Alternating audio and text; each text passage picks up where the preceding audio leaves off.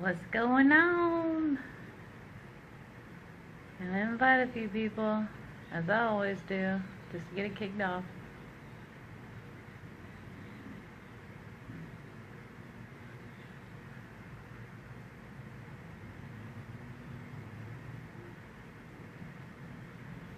Alright, who's here? Say what's up. As you're piling in, say hello. Alright. I had to do this. I had to clarify. I made a post the other day about love. And I said that I can no longer tell anybody that I love them. When I'm talking about loving, I say I love me. And through loving me, that includes everybody. Alright? And we got people out here that are... Whoever just messaged me, I love you too. Mark, that was you. Alright, so we got people out here, right? If you were to say to them, I love me, you're talking to them, I love me. And they're like, where's me included at? You don't love me? Like, yes, I love you. You're included in that love. When I say I love you, that means I love everybody, okay? When I say I love me, when I say I love me, that means everybody's included. If you think that I don't love you because I said I love me, you are the one that is blocking that from being you. Why are you trying to rob yourself of my love? Why are you trying to put something in between me and you? That if I'm putting up, whenever I say I love you, I'm putting myself in a box construct. I'm putting a box around myself. And I'm separating myself from myself.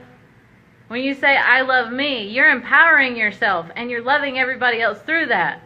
You're not discrediting love for someone else. They are discrediting their own self from that love by telling you that you should have to say I love you because you are me and I am you, so therefore when I say I love me, then I love you, vice versa. That's the way that works. That's why I say I can no longer tell anybody anymore I love you, because I don't love you, I love me, and I love me means I love you. How is this so complicated? Do you guys understand this? Please let me know if you understand this. I'm getting messages at the same time. It's like, also, and okay, let's talk about unconditional love. People that are talking about, you should love me, because you should let me do whatever I do, no matter what it is, no matter how much it drains your energy, no matter what it does to you, because you should have unconditional love, right? I should be able to do whatever I want to do to you, and you should love me, no matter what it does to you, because that's unconditional love, right? No, that's wrong. That's not unconditional love. Unconditional love is having enough love for yourself that you would never put someone else through that bullshit. That you would never tell somebody else that they need to drain their energy to love you. That is unconditional. You're not supposed to do that to people. You should have enough love for yourself to never put someone in that environment to where you're not attached to it, they're not attached, there's no draining of anything. It's amplifying if it is anything at all. That's unconditional. Yes, Amber. Scream it. Scott, love you. But do you get that? I know you guys have people in your life that are like that. They're like, that want to stay in your life, and then they get mad at you when you want to break away from that because they're draining you. And then they're throwing that, well, you're supposed to love me because we're supposed to love everybody, and that's unconditional. Well, I'm sorry, but that's not unconditional, and that's not how you're supposed to love. You're supposed to love yourself enough to never put someone else in that position to where there's no attachment. I hope I'm getting through. Am I getting through? Am I getting through?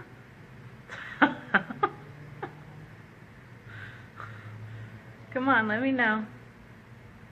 I see everybody piling in here. And another thing I wanted to talk about today I was gonna do. Thank you, Joey. I was gonna do a live feed on it earlier, but since I'm already on here, I'm gonna talk about it now. And that is, all right. We got all these problems in the world, right? That we perceive as problems. All these things happening to people that we don't want happening all over the world. People getting killed. I'm not even going to get into detail and talk about all of it, but you know what kind of things I'm talking about that everybody is just tired of seeing or experiencing in this world. What you're dealing with, you're not dealing with people in this aspect. You got to quit looking at people singularly. Look at an energy. You're dealing with an energy in that aspect, all right? So when you've got this energy that is this entity that's feeding off this energy, and I'll tell you, energy is only a construct that we have to live by because the majority believes that, right? Okay, so you've got this energy that we're living by, this entity that's feeding off of it, right? You got people that are doing these kind of things to other people, and it's feeding that entity that's above it all, not the singular person, okay? It's feeding that entity that is energy through those actions, and not just through those actions, but us focusing on that, us showing it in everybody's face. Anytime that we look at it, anytime we give it attention, anytime we get upset about it, anytime we get angry about it, anytime we're sad about it, anytime we're thinking about it at all or looking at it at all, we are feeding that entity. So, how do we stop feeding that entity? How do we stop growing that entity that is keeping it in power and allowing these things to still exist? We stop giving it power. Stop looking at it. Stop giving it attention. Yes, Paul, I'm ready to do a crazy show with you on the radio. Alright, anyway, stop giving it attention, period. It's like a child when it throws a tantrum, and you go over there and you tend to that tantrum, and it just gets worse and worse and worse. But if you walk away and you just ignore it, the tantrum goes away. It's just like, well, I have no power in this situation, so I guess I gotta stop this. It's the same concept. It's that energy. You're giving it power. Every time you share this crap that is wrong with the world on social media and put it in front of more eyes, you are feeding the entity. You're allowing it to have power to still exist in our world. The moment that we drown out all of that and completely ignore it, like completely ignore it, like it doesn't exist, you're not going to faze me, I'm not going to look at you, I'm not going to share you, I'm not going to talk about you, I'm not going to bring you in my life or anybody else's life. The moment that we disconnect its food supply, which is us and our energy, it completely disappears. That is the only way it disappears from our reality. The things that we focus upon most are our reality. So what do you think is the solution to getting rid of these things? Quit focusing on those things. If you can create by focus, you can get rid of by lack of focus. Does that not make sense?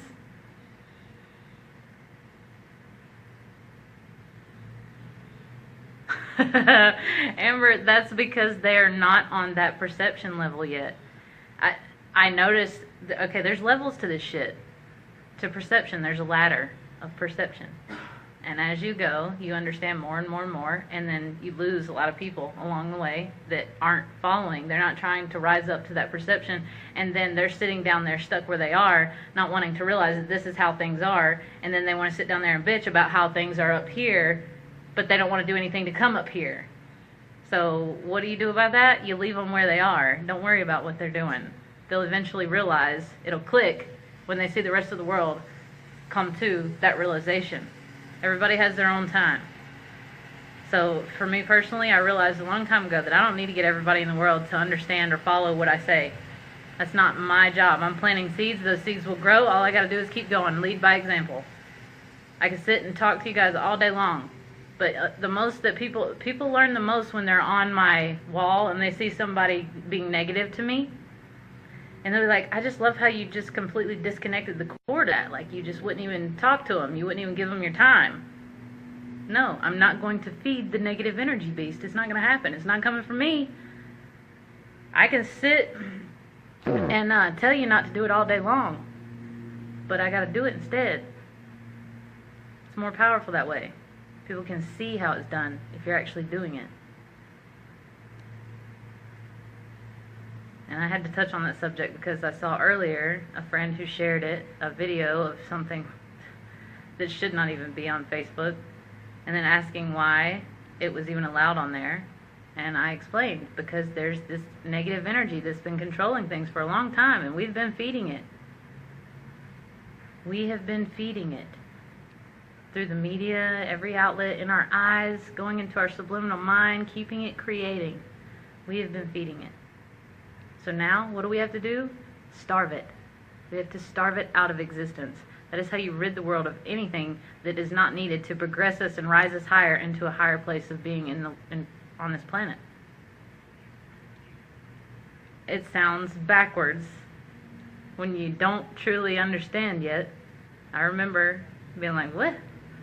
That don't make any sense. If I ignore it, then I'm part of the problem. That's what I used to think. But no, by reacting to it, you're part of the problem. Because you're giving more energy to it. You're feeding it. Ignoring it, you're starving it. You're part of the solution. There's a big difference there.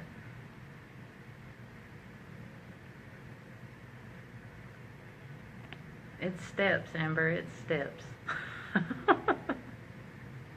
We all get there as long as we reach for it. And I'm gonna keep doing these lives so that I can keep getting through to everybody.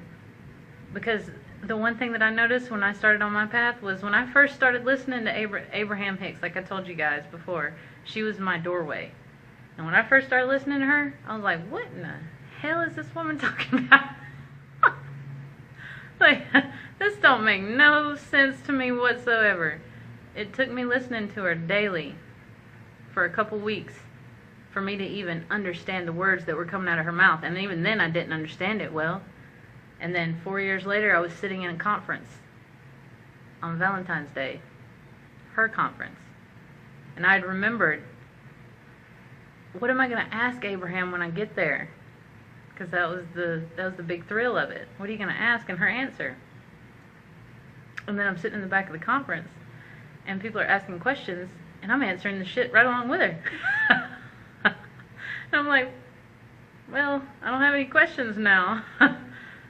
And then that's when things got really interesting. That's when they really took off, because at that point I had reached a plateau, and something still wasn't right. Even with her teachings, I still wasn't all there. So that's when I started asking why. Why? You know how your kids do? Why is this way? Why is it that way? Why is it this way? Why is it that way? Why? That's what you're supposed to do. That is what you're supposed to do. When you ask why, like I said earlier, you are going to compute the truth. Your mind can't help but to. But anyway, I just wanted to talk about love and talk about how to get rid of some shit. Yeah. Tell yourself and those around you, say, I love me. Just say it. Instead of saying I love you, say I love me. Watch how empowered you get through that shit. You ain't got to believe me, just go do it. Don't take my word for it. Go test it out.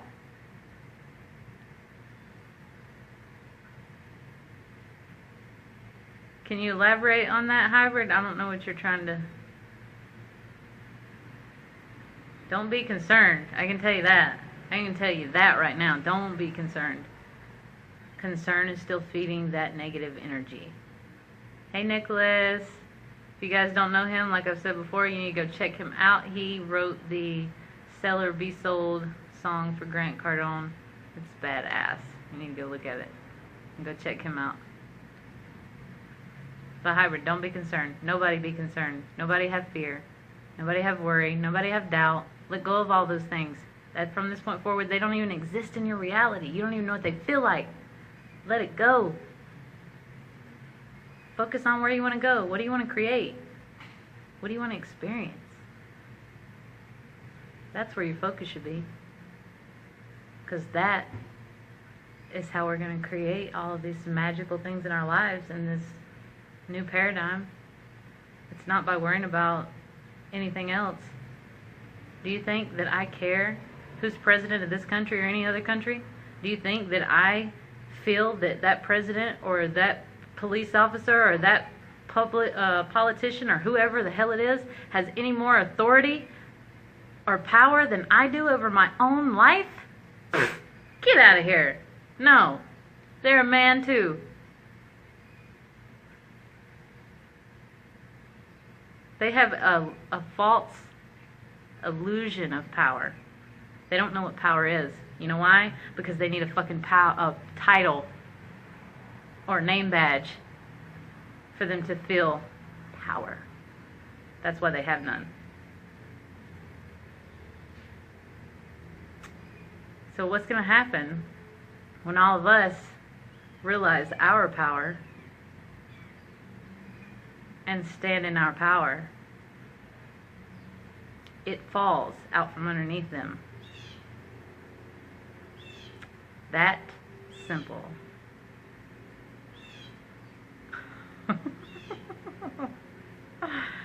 Yes, Mark. Yes. What's going on, Caesar? Yep. It doesn't take me sitting here and telling you a bunch of complicated words to give you the simplicity of what's real. If it's not simple, it's not life. And if it's... Look, I'm confusing myself over here. Trying to... Oh, man. Life is simple. Dietrich. You know, look, I'm going to tell you my view on this whole thing, because I've commented on some posts about Trump and everything. And I say that he is what this country needed right now. You know why? Because this country needed to fall the fuck apart so everybody could actually realize who they are.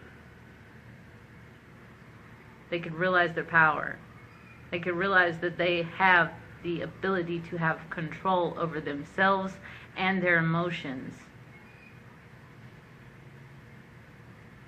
So you had to have some chaos in the middle. If it was just chill and easy, you'd be comfortable. You needed to be uncomfortable for a bit. We've been too comfortable. That's why we've been so damn blind. So, I actually enjoy the show that's going on right now. And not because I like to see people suffer, no. Because I love to see people rise, and sometimes it takes them falling flat their fucking face to stand back up and rise from it.